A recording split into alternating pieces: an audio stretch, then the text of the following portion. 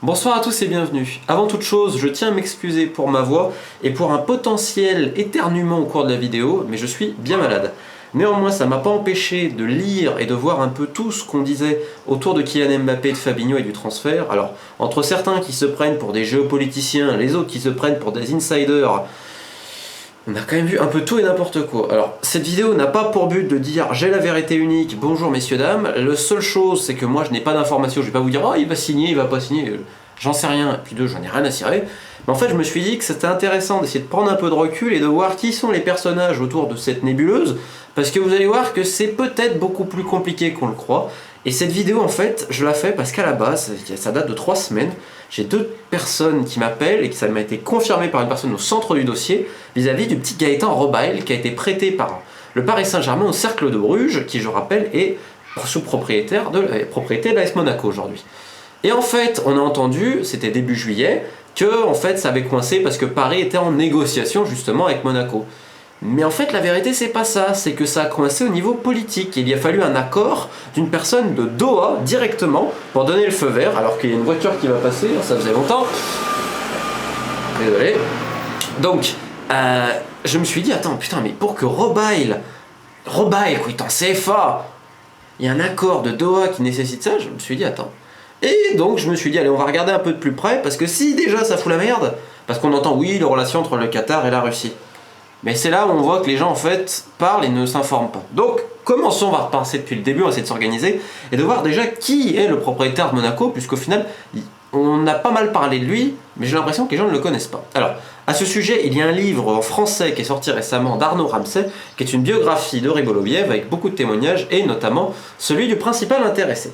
Alors je rappelle que Ryboloviev est un fils de médecin diplômé en cardiologie et qu'il a commencé sa carrière professionnelle comme urgentiste. Il a ensuite suivi une formation dans la finance, à Moscou. Ce n'est, alors j'ai quand même pris des notes. Il fera fortune, donc oui, dans les engrais, notamment potassiques, par le biais d'une société qui s'appelle Uralkali. Bon, alors ça, c'est la version qu'on connaît. Néanmoins, et c'est là où ça va être très intéressant, en 2006, il y a une énorme catastrophe industrielle à cause de l'effondrement d'une mine. Alors, la presse locale va expliquer, c'est parce que Ryboloviev n'a pas vraiment mis les fonds pour prévenir justement ce genre de sécurité. En gros, ça sent mauvais de tous les côtés. Sachant que déjà avant ça, Ryboloviev avait fait 11 mois de prison, puisque dans les années 90, il avait été accusé d'avoir commandité un meurtre. Sauf que le témoin principal s'est rétracté 11 mois après, et donc il a pu sortir, parce que visiblement c'était une fausse accusation. Alors que maintenant, il y a même les motos qui passent. Donc voilà, mais ça, à la rigueur, bon, chacun, vous pouvez lire, vous pouvez regarder ce qu'il y a. Je vous donne juste des pistes. Néanmoins, sa société... elle entre en bourse et vu que le cours de la potasse explose, il fait énormément d'argent. Néanmoins, il n'a pas les faveurs du Kremlin. Ce n'est pas un grand proche de Poutine et du pouvoir. A l'inverse de Roman Abramovich, qui, je le rappelle, lors de la première réunion, quand Poutine prend le pouvoir, avec les oligarques les plus influents, comme Boris Berezovsky, je vous renvoie à House of the numéro 5, Abramovich était exempté de cette réunion de par ses liens privilégiés avec Vladimir Poutine. Et pour citer le New York Times, daté du 6 mars 2007, pendant un moment, M. Ryboloviev avait des tensions et même des relations hostiles avec le Kremlin. On verra ça notamment en 2008, lorsque Igor Sechin, qui est à l'époque vice-premier ministre, lui a fait la chasse en lui réclamant notamment une amende colossale à propos de cette mine qui s'est effondrée. Et quand Sechin vous met la pression, prudence quand même, hein. Le mec, il est quand même considéré comme le Dark Vador, et on va dire un peu l'empereur des forces obscures en Russie. Hein. C'est un homme de l'ombre, prudence quand même. Hein. Donc, on va citer Arnaud Ramsay, auteur de la biographie de Ryboloviev, puisque nous avons la vente des parts de Ryboloviev, de Uralkali, donc sa société, pour au final 4,7 milliards d'euros, ce qui est quand même, oui, c'est quand même plutôt pas mal. Et d'ailleurs, dans les acheteurs qu'on retrouve, on retrouvera un Suleiman Kerimov, représentant de la République du Daghestan, et également Alanzi Makashkala, je vous rappelle, les Roberto Carlos et Samuel Eto'o, c'était Monsieur Kerimov. Mais bon, citons Arnaud Ramsay à propos justement de cette vente un peu forcée par le Kremlin.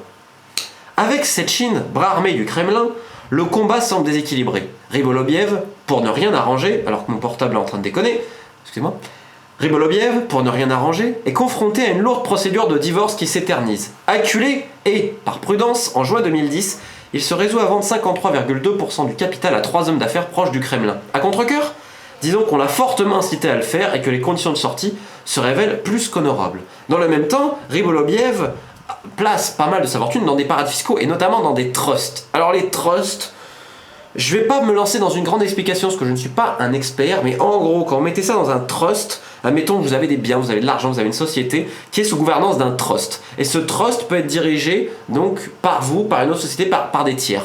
Mais en gros, les trusts de Ryboloviev sont dirigés notamment par ses deux filles. Et alors ça, c'est très important de savoir ça, puisque par exemple, la société qui a racheté Monaco, elle est sous contrôle d'un trust à Chypre qui appartient à Ryboloviev. Il a deux grands trusts, un aux îles Vierges britanniques et un à Chypre. D'ailleurs, il a la double nationalité chypriote, un peu grâce à ça. Donc il fait, voilà, parce qu'il avait également rénové, il avait rénové des choses à Limassol. Et je rappelle que Limassol, c'est une ville où tu as plein d'oligarques qui sont là-dedans et autres. Et d'ailleurs, si tu regardes, à chaque fois qu'il y a des scandales de blanchiment d'argent, tu retrouves Panama en Amérique du Sud et tu retrouves Chypre en Europe. C'est quand même des trucs, des fois après tu te dis, ah tiens, mais pourquoi le club d'Apollon Limassol appartient à telle personne? On se demande. Mais bref, en septembre 2010, le 23, Ryboloviev rachète des parts de la Bank of Cyprus et devient le plus gros actionnaire de cette banque avec près de 10%. Et il a obtenu ça donc justement grâce à un trust.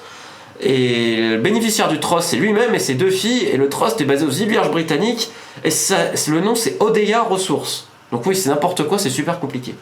Sauf que, en fait, la banque, après avec les soucis qu'il y a eu à Chypre, il va perdre une fortune là-bas, il va perdre 600 millions de dollars, donc même pour lui c'est quand même beaucoup. C'est son avocat qui confirmera ça dans le New York Times, et là en fait c'est très intéressant, puisque aujourd'hui, cette fameuse banque, qui est toujours debout, elle est détenue en partie par un grand proche du Kremlin, Viktor Vekelsberg, et auparavant, un ancien partenaire de Poutine au KGB était dedans, monsieur Strazalskovski. Alors pourquoi je vous dis tout ça? C'est pour montrer un peu les secteurs d'activité également de Ryboloviev, et aussi que ce n'est pas du tout un homme qui a eu dû son ascension grâce à ses liens avec le Kremlin. Ce qui est un peu l'inverse d'ailleurs d'un Abramovich qui a bénéficié de Boris Berezovsky, je rappelle qu'il était à l'époque l'oligarque le plus en vue de l'ère Yeltsin. Voilà.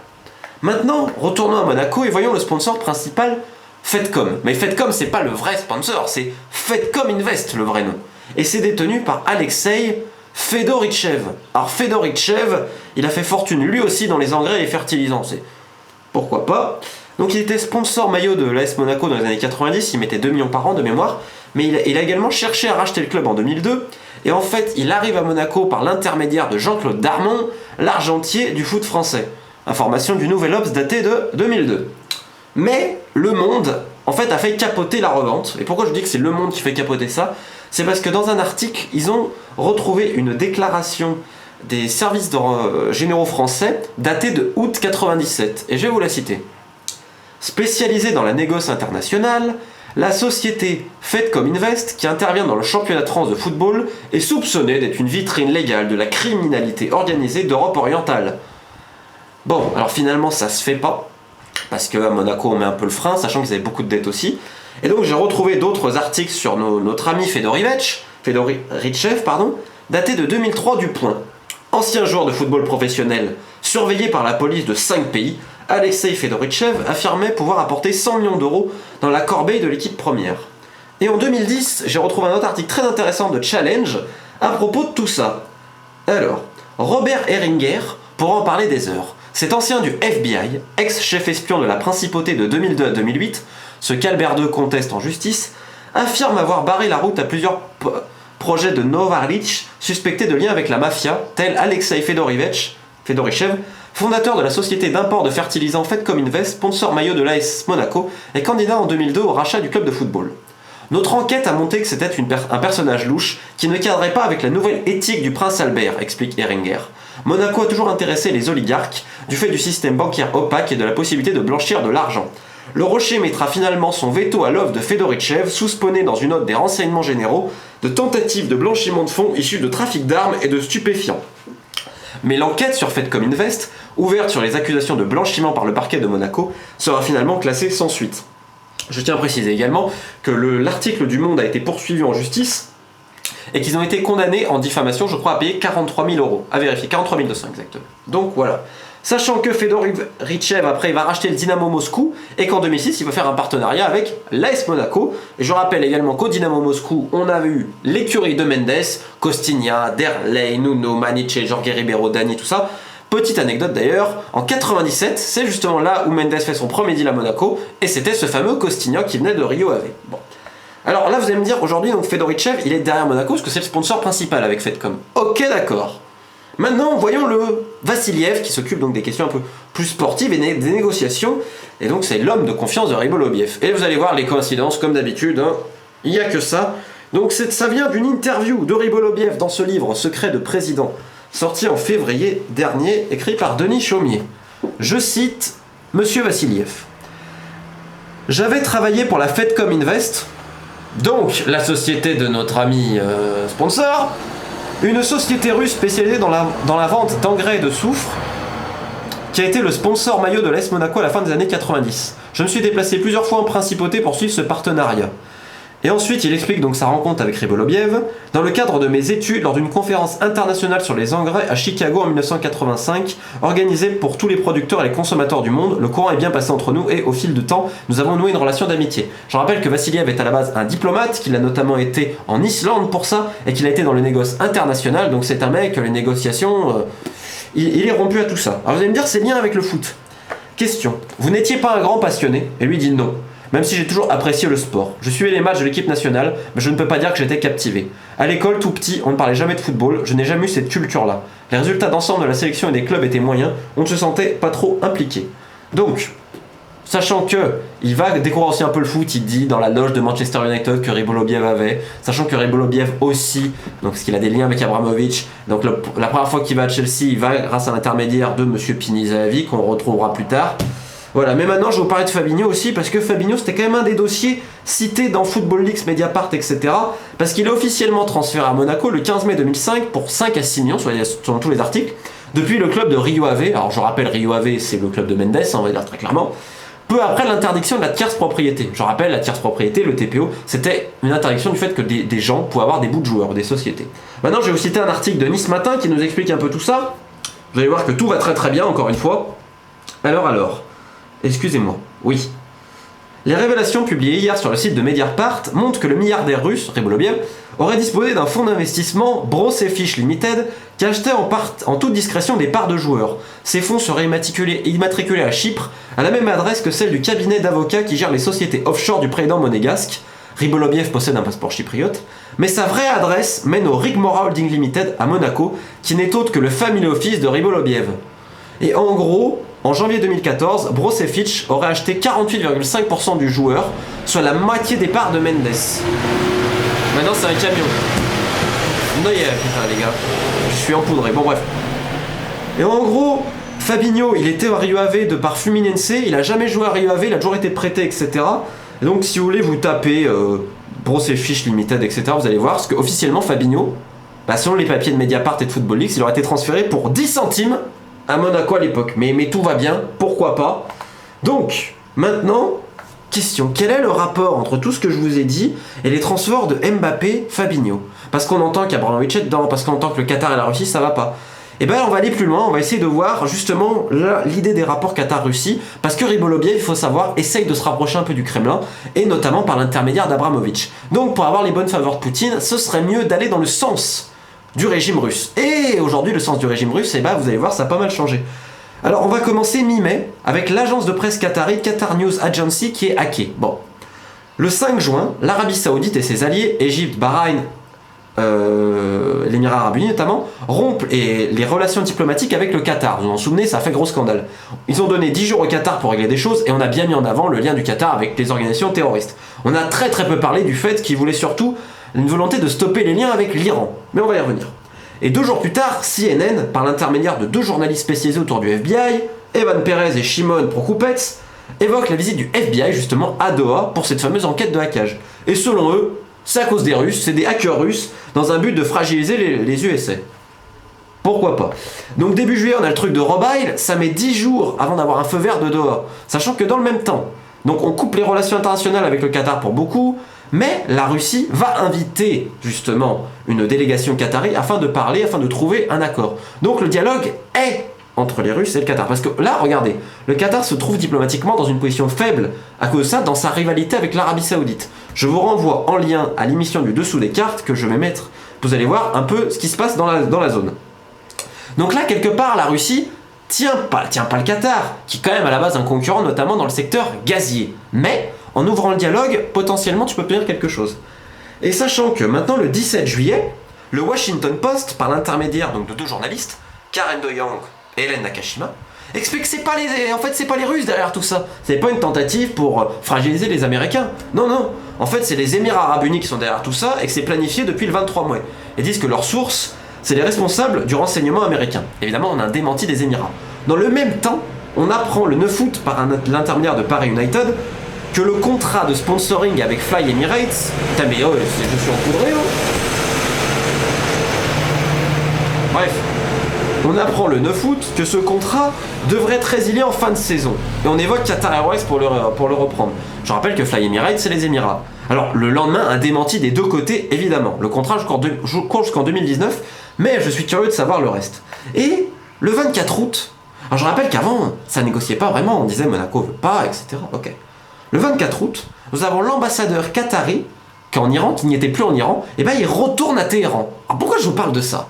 Je cite les gens du Qatar. C'est un désir de renforcer ses relations bilatérales avec l'Iran dans tous les domaines. Et là, vous allez me dire, mais c'est quoi le rapport? Le même jour, nous avons une déclaration du ministre qatari de la Défense. Sa Majesté l'émir du Qatar nous a chargé de consolider la coopération avec la Russie dans le domaine militaire et nous prions la partie russe de nous aider en la matière pour un système de défense aérienne. Réponse du ministre russe de la Défense. Putain mais oh, j'en ai marre de ces bagnoles. Bon bref. La visite servira sans aucun doute de stimulant pour approfondir encore davantage les relations entre la Russie et le Qatar dans la lutte contre le terrorisme, le Qatar ayant une place importante dans le monde arabe. Ce même jour, l'ambassadeur de la Russie à Doha donne une interview à Sputnik. Nous avons des contacts étroits avec la Chambre de commerce et d'industrie de l'Émirat qui suit avec un grand intérêt les nouveaux projets en Russie, y compris dans le domaine de la construction et des projets hôteliers. Donc qu'est-ce que ça signifie? Ça signifie deux choses. Avant, on a toujours cette idée, on divise les gens, sunnites, chiites, etc. Il faut comprendre qu'au Moyen-Orient, derrière toutes ces conneries, il y a d'intérêt régional de qui domine. On a d'un côté l'Iran, et on a de l'autre côté l'Arabie Saoudite. Et ça, je vous renvoie encore à la vidéo, une autre vidéo, donc du dessous des cartes que je mets en description, qui vous expliqueront tous les intérêts, notamment gaziers, pétroliers et tout ça. Aujourd'hui, si le Qatar se rapproche donc de l'Iran et également de la Russie, ça va affaiblir quelque part l'Arabie Saoudite. Et or, le Qatar cherche à accroître son influence. Je rappelle qu'il partage également une frontière avec l'Arabie Saoudite et que c'est l'Arabie Saoudite qui est à l'origine de la crise diplomatique qui secoue le Qatar depuis juin. Et qui a fait le dialogue avec eux? Ce sont les Russes. Donc aujourd'hui, l'intérêt du Qatar et de la Russie est de coopérer sur un domaine politique, sur un domaine gazier, parce qu'on annonce des échanges, un domaine militaire, et aujourd'hui, potentiellement un domaine culturel ou artistique, des échanges de par les investissements russes et qataris en Europe ou à travers le monde entier, comme le football. Or, depuis quelques jours, on entend, et je le sais quand même là, que les négociations sont réellement dedans. Et au milieu des négociations, qui on retrouve? On retrouve un certain Pini Zahavi, pour pas changer. Et alors, je vais vous citer un article d'ESPN qui l'avait interrogé quand il était allé au Mexique, c'est assez marrant, ça date de 2013. Donc il dit son histoire depuis plus de 25 ans dans le football le permet de dîner à Paris avec Nasser El Khelaifi et le lendemain il voyage à Monaco dans la Côte d'Azur pour justement faire un entretien avec Dimitri Ribolovlev. Quelques heures plus tard, il sera avec Roman Abramovich pour honorer un rendez-vous et ensuite avec Florentino Pérez. Tout ça pour dire quoi? Que Zahavi, il connaît tous ces gens-là. Il connaît justement Ribolovlev, il connaît Abramovich. Aujourd'hui, quel est l'intérêt de Ribolovlev et pourquoi les négociations peuvent aboutir? Parce que si pour Robaille ça a autant merdé, vous imaginez bien que pour les dossiers comme Mbappé ou Fabinho, on est à un niveau complètement différent, ça implique d'autres choses. Alors comme le dit dans ce livre Vassiliev, il avait donné sa parole que Fabinho serait libéré en cas de bonne offre, on ne sait pas quelles offres ont été faites réellement, on n'est pas à l'intérieur. Mais tout ça pour dire que le dossier, vu l'importance pour Ribolovlev d'avoir des bonnes relations avec le Kremlin, parce qu'on sait ce qui peut arriver, hein, et l'importance également pour le Qatar et la Russie de gérer des liens, je vois pas ce qui pourrait empêcher le transfert. Alors pourquoi je dis ça? Parce que la politique a un lien évident avec le football, et quand on réfléchit un petit peu, on se dit que Monaco a tout intérêt également à vendre pour un but très simple. Imaginez que Mbappé se blesse. bah, ça va perdre de moitié sa valeur rapidement. Et je pense pas que c'est dans l'intérêt de Monaco aujourd'hui de retenir le joueur. C'est d'ailleurs ce que dit Vassiliev quand il prend un exemple avec ses cuisiniers, parce qu'avant il était dans la restauration. Il disait ceux qui voulaient partir, comment ils géraient ça. Donc voilà, j'espère que je vous ai un peu ouvert quelques pistes pour essayer de mieux comprendre tout ce bordel. Mais inutile de dire que moi j'en sais rien, ça va se faire. Même si mon petit avis, c'est que ça va attendre les derniers jours. Et boum, badaboum, boum, boum. On va trouver du Zahavi qui va trouver un accord, mais sans doute pas football, mais plus politique. Bonne journée à tous, en tout cas.